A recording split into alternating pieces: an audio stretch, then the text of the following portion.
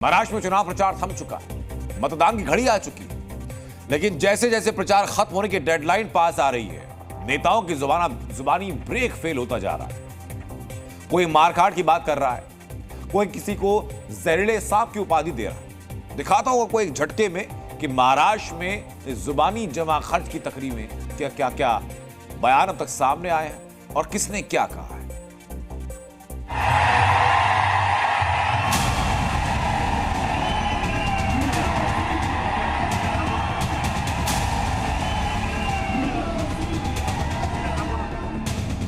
BJP और RSS जहर के जैसा है। मुंबईवरती घाला घातला तर हम आपको काटेंगे।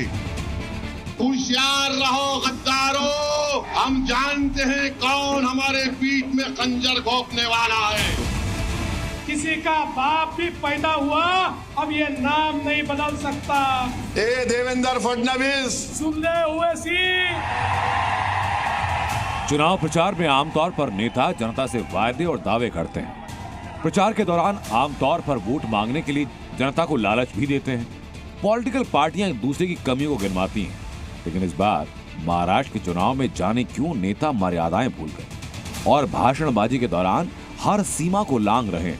महाराष्ट्र के चुनाव में बयानबाजी की शुरुआत यूं तो योगी आदित्यनाथ के नारे से हुई, कटेंगे तो कटेंगे। योगी का यह बयान बीजेपी नेताओं की जुबान से बार बार निकला। एक है तो सेफ है। गाड़ी जो है ये औरंगजेब फैन क्लब है, औरंगजेब फैन क्लब। कोई ये कहता है कि वोट जिहाद करो और बीजेपी को हराओ, तो उसका तो हम जवाब धर्म युद्ध से देंगे। ये स्लोगन बीजेपी नेताओं का तकिया कलाम बन गया, लेकिन बयान को काउंटर करने के लिए उद्धव ठाकरे ने जो कहा उससे विवाद हुआ। मी देवेंद्र फडणवीस आणि सगळ्यांना सांगतोय की तुमचं बटेंगे फटेंगे सोडा, पण मुंबईवरती घाला घातलात तर हम आपको काटेंगे, जरूर काटेंगे। अब इस बयान को क्या कहा जाए? क्या इस बयान को उद्धव ठाकरे की धमकी माना जाए या उद्धव ठाकरे की बौखलाहट? विवादित बयानों के मामले में महाविकास अघाड़ी के नेताओं में होड़ है। इधर उद्धव ने मारकाट की बात की तो कांग्रेस अध्यक्ष मल्लिकार्जुन खड़गे ने बीजेपी और आरएसएस को जहरीला सांप कहा।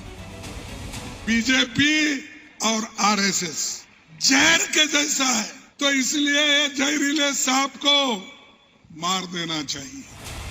खड़गे रुके नहीं, इसके आगे उन्होंने प्रधानमंत्री मोदी के लिए आपत्तिजनक शब्दों का इस्तेमाल किया। मैं उनका नाम रखा हूं झूठों के सरदार। खड़गे ने महाराष्ट्र के चुनाव प्रचार के नाम पर आरएसएस, बीजेपी और पीएम मोदी को निशाने पर लिया तो इस बयान के जवाब में सारे खड़गे पर पलटवार करने उतर गए।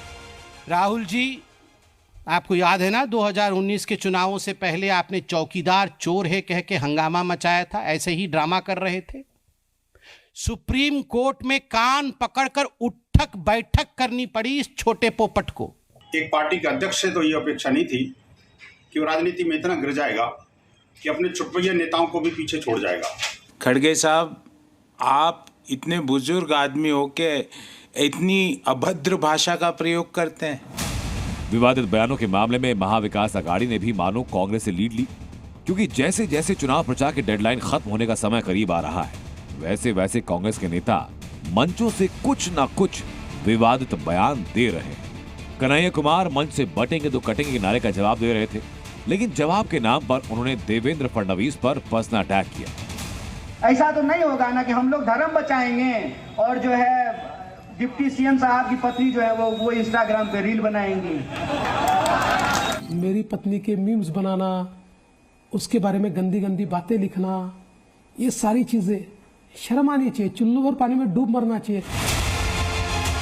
बयानों की श्रृंखला का अगला नाम है संजय राउत। राउत योगी आदित्यनाथ पर हमलावर थे, लेकिन उन्होंने जिन शब्दों का चयन किया उनसे विवाद हुआ। एक जोकर येतोय, भगवे कपडे घालून बिचारा आमच्या भगव्या कपड्याचा अपमान करतो हा योगी आदित्यनाथ। तिथे त्याच्या राज्यामध्ये काल 12 नवयुवक जळून मेली, इस्पितळाला आग लागली, 12 युवक जळून मेली आणि हा महाशय मुंबईमध्ये प्रचार करत फिरतोय आमच्या विरोधामध्ये। इतका निर्लज्ज आणि निर्घृण राज्यकर्ता आम्ही पाहिला नाही। चुनाव में विरोधियों पर वार पलटवार करते वक्त नेता मान मर्यादा सब भूल गए, जुबान पर जो आया बोलते चले। ए देवेंद्र फडणवीस, सुन ले ओवैसी, ये